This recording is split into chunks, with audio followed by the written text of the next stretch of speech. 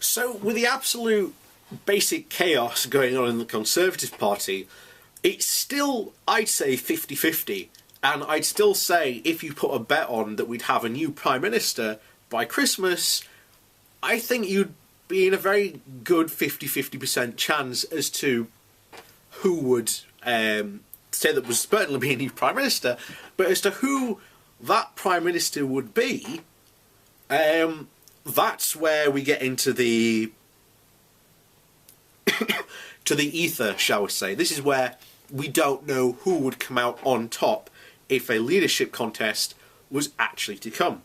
So I found a very good article on the New Statesman, basically asking this question. Now, we're just going to go over the main guys. I'll leave a link to the article down below if you want to see who else, because they go into, after sort of what they would consider like the main obvious ones, they go into like the dark horses and particularly new people who might potentially throw their hat into the ring. So if you're interested in learning who those people are, then, you know, go for it. But some of these people that they think will put their hat into the ring, I've never heard of, because even though I started recently talking about politics on this channel, I don't actually follow it really super closely.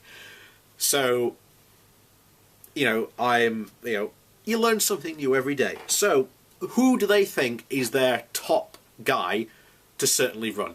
Well, according to them, David Davis. This 68-year-old cabinet minister, as he's described, charged with leading the Brexit negotiations, previously presented himself as a safe pair of hands. Beaten to the Tory leadership in 2005 by David Cameron, he clearly once had the ambition to lead the party. Does he still? In any contest in the near future, Davis has to be an early favourite for the Brexiteer vote. He offers the same big beast feeling as Boris Johnson, but with fewer jibe remarks about Yemenis and their dead bodies in satire. However, his record is pocketed by a few eccentricities. In Tory terms, he once resigned, promoting a by-election over the detention of terrorist suspects. Still, he overcame his civil libertarian principles to serve under the intensively authoritarian May. He was also a rare Conservative critic of tuition fees. If he wins, he will be under the May principle as the candidate for whom fewest people find ideologically and personally unbearable. So that's the first one. So who's next? They say Amber Rudd. I agree. Two things stand in her way, according to her. Her vote to remain and her tiny majority in Hastings and Rye. Second to those, oddly, is easier to brush aside, as there has already been talk of her doing a chicken run into a nearby safer seat to avoid the prospect of Labour flooding her ultra-marginal constituency with activists at the next general election. It happens. The Home Secretary 45 came out of the conference season looking dignified and grown up. Unlike last year, she did not attract attention with a conspicuously anti-immigrant stance, and she was caught widely shared clip urging Johnson to stand up and applaud May when the Prime Minister needed a coughing break. Unfortunately for her, though, even if she made it past the Eurosceptic selection of the Parliamentary Party, the activist base is heavily pro-Brexit. And is there anything that she can do to convince them? Of course, next guy, we all know who the next guy is Boris Johnson. Johnson, a Brexiteer by political expediency, might be the party members' favourite to succeed May, but he's not that popular amongst his fellow Tory MPs. We've talked about this before. A case in point was how his leadership bid collapsed last year after his backer Michael Gove betrayed him and decided to run, taking most of his support from the Parliamentary Party. The troublemaking wannabe Prime Minister played Cameron's leadership as well as May's. With his untouchability, ability to say whatever he pleases, which is true, However, even sympathetic Tories appeared exasperated by his shenanigans during the party's conference. This year, he made tasteless remarks about Libya the night before May's conference speech, highlighting her inability to sack him yet again. Having set out his own red lines for Brexit, which differed from May's plans, he wrote a 4,000-word piece about how he'd negotiated days before her Florence speech. He stated his off-message views in public on public sector pay. Johnson has already crassly undermined May's authority and riled the cabinet by straying from his brief. Not a sensible strategy, given that he will have to make it through an MP's ballot before reaching the sizable fan base in a membership to be voted leader. Of course, the next person is obviously, after Boris, is Jacob Rees-Mogg. A charming period piece or an overindulged fossil. It depends on your perspective.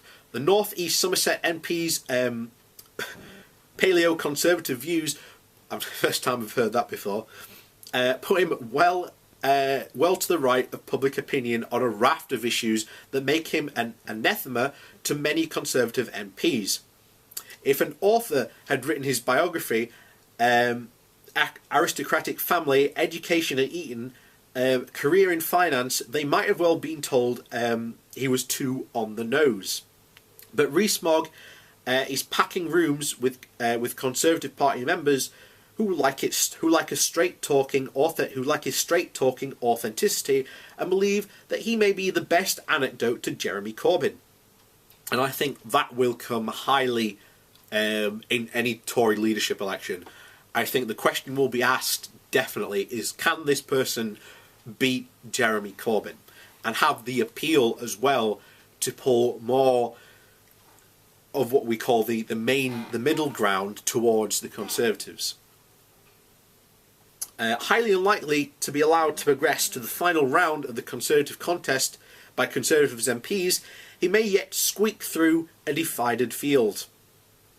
The next one is Ruth Davidson. Funny, talented, likeable, and bossing it for the Tories in Scotland. The Scottish Conservative leader is a second favourite among party members to succeed May. She has a very human leadership style, and the fact that she's a gay woman adds to her appeal as the next leader. And she's a kickboxing, territorial, army-trained Christian from a working-class background to boot. The only problem is she's not an MP, and she's repeatedly said that she's no desire to run for a Westminster seat. So the next person is Dominic Raab. The MP for Esher and Woolton has been talked of as a leader in waiting for almost since he was first elected in 2010. A politician of impeccable Thatcherite credentials who is seen as one of the right's biggest brains. His career stalled under Cameron, harming his chances. One ally decided recently that it was ludicrous that Liz Truss is in the cabinet while Raab is a mere minister.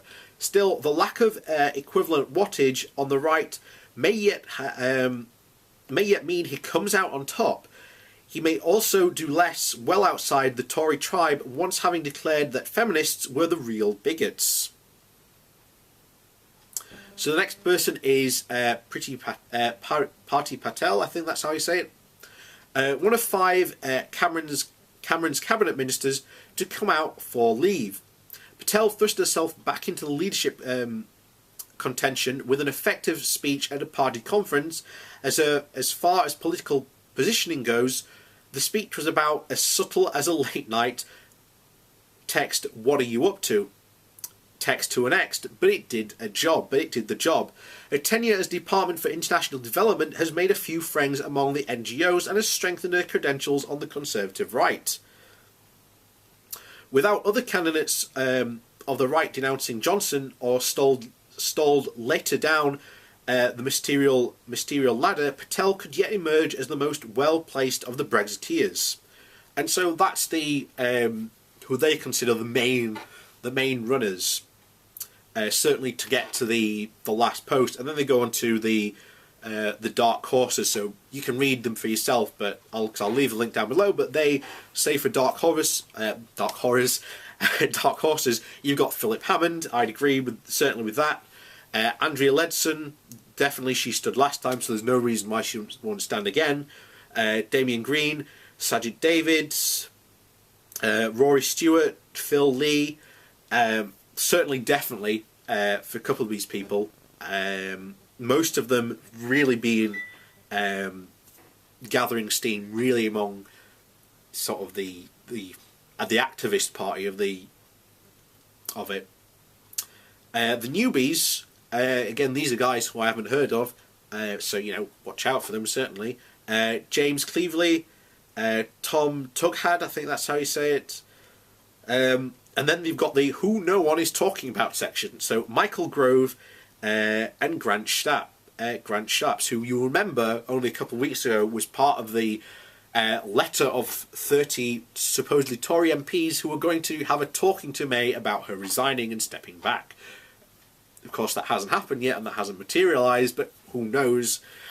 A week is a long time in politics, and if it's anything like last week, then who knows? So we'll have to, again, wait and see what happens.